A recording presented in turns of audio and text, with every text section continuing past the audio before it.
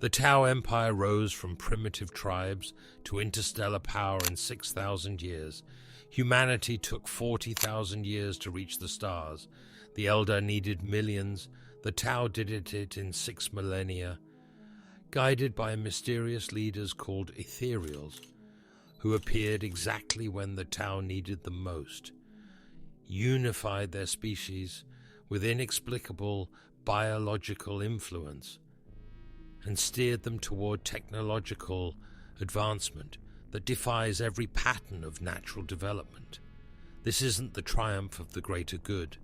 This is the most sophisticated breeding program ever conceived, and the Necrons have been cultivating the Tau since before humanity existed. Consider the Ethereals' arrival. 6,000 years ago, the Tau were locked in the Mont'au, tribal warfare that threatened to destroy their species.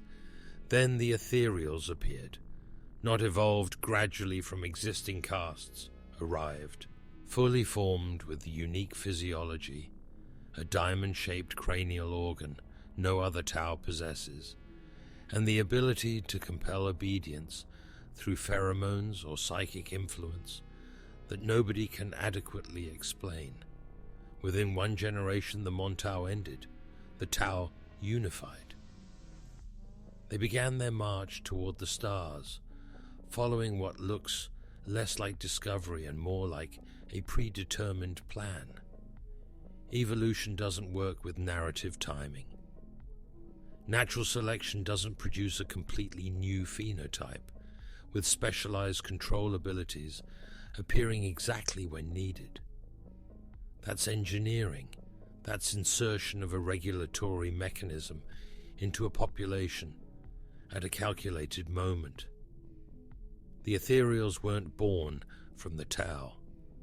They were introduced to the Tau. Their control is biological. Tau forces without ethereal presence begin to question, to doubt, to make independent decisions that the greater good discourages. The Ethereals aren't leaders. They're behavioral regulators maintaining specific psychological parameters in the Tau population. Unified but not too independent. Cooperative but not resistant to direction. Brave enough to fight, but not susceptible to chaos corruption like humanity or mindless violence like orcs.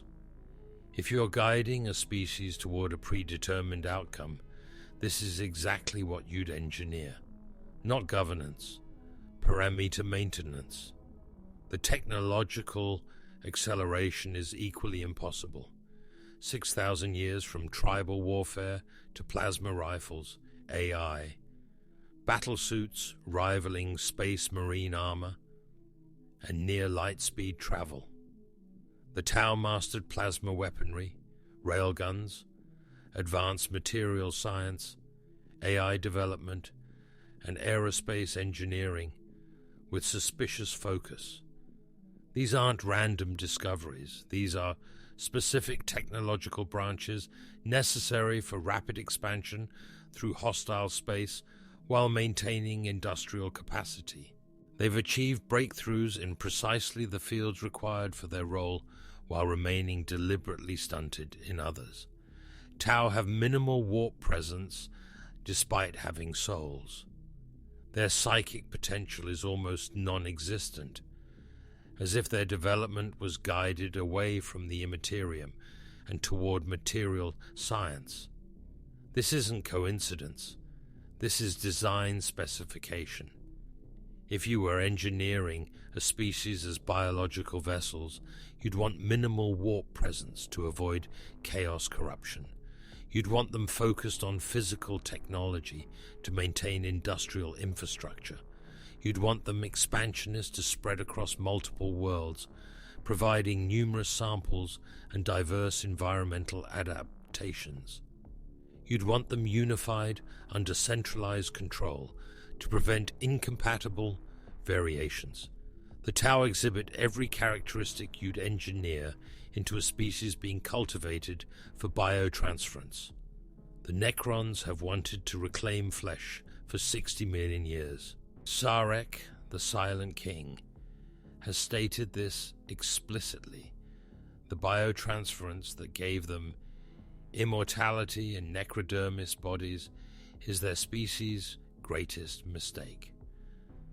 They want to taste food again, feel warmth, experience sensation beyond cold calculation, but they can't reverse the process. The original Necrontier bodies are gone, biological templates erased by the Citan. They need new bodies, better bodies. Bodies designed to house Necron consciousness while avoiding the weaknesses that made the Necrontier desperate enough to accept the Citan's bargain. The Tau matched those specifications perfectly. Naturally resistant to chaos despite having souls. Physically robust, surviving diverse environments with minimal augmentation.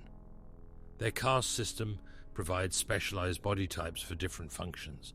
Fire warriors for combat, earth caste for infrastructure, air caste for void operations, water caste for intelligence, ethereals for command and psychic regulation. It's not a society. It's a product line. Their minimal warp signature becomes critical here. The Necrontier made their bargain partially from jealousy of the Old One's warp mastery. That jealousy led to damnation. If designing replacement bodies, they'd want souls for true biological existence, but dim warp presence to avoid repeating their ancient mistake. The Tau have souls real enough to sustain life, but dim enough to avoid demonic attention. That's not natural evolution. That's an engineered safety feature. The Tau's relationship with Necrons supports this in ways the Imperium hasn't recognized. Necron conflicts with the Tau are oddly restrained. When Necrons fight orcs, they exterminate completely. Against humanity, they harvest or obliterate worlds. Against Tyranids, they deploy planet-cracking superweapons. Against Tau, they're careful. They strike specific targets. They test responses. They withdraw when they could annihilate. It doesn't read like warfare. It reads like quality control testing. During the Damocles Crusade, Necron forces engaged both sides in limited actions that seemed designed to observe rather than destroy.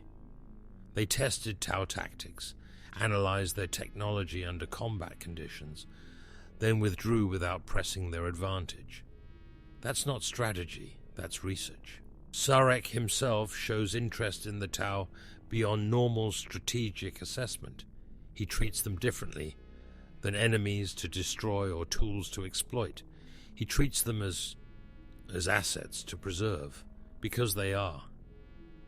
They're the most valuable resource in the galaxy for Necron ambitions, and he's been waiting for them to reach maturity. Think about what the Necrons needed to do 60 million years ago. After the war in heaven, some Necrons stayed awake. Cryptechs working on the biotransference problem, studying remaining biological species, analyzing genetic patterns. They couldn't reverse engineer their original bodies, but they could design new ones. Select a primitive species with the right base characteristics and guide its evolution over millions of years toward desired specifications.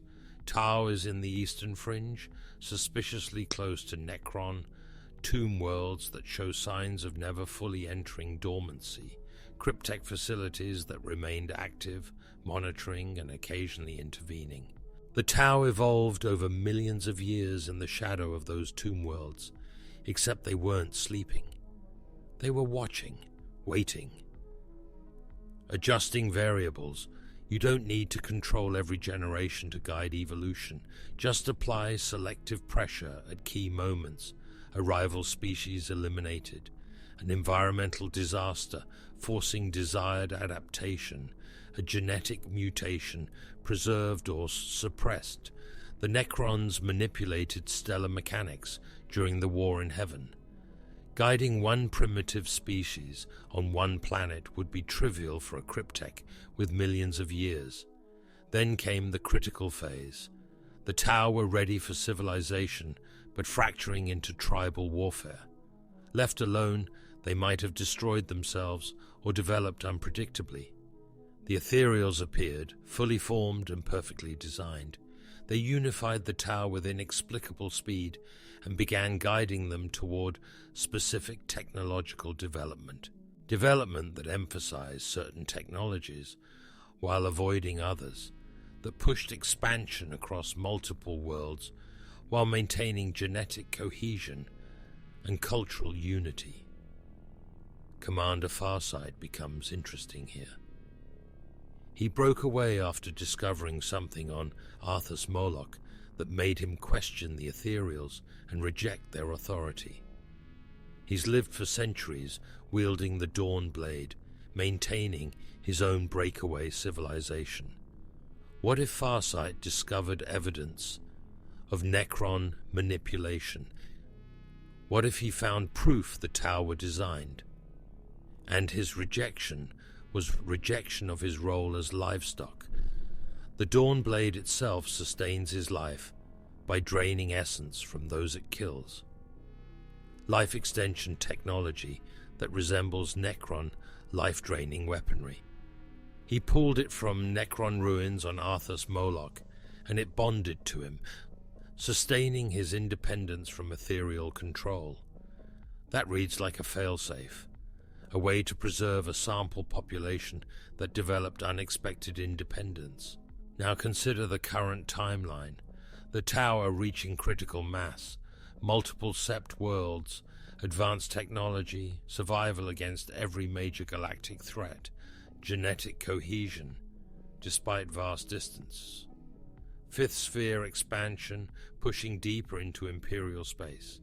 They're being stress-tested at increasing rates.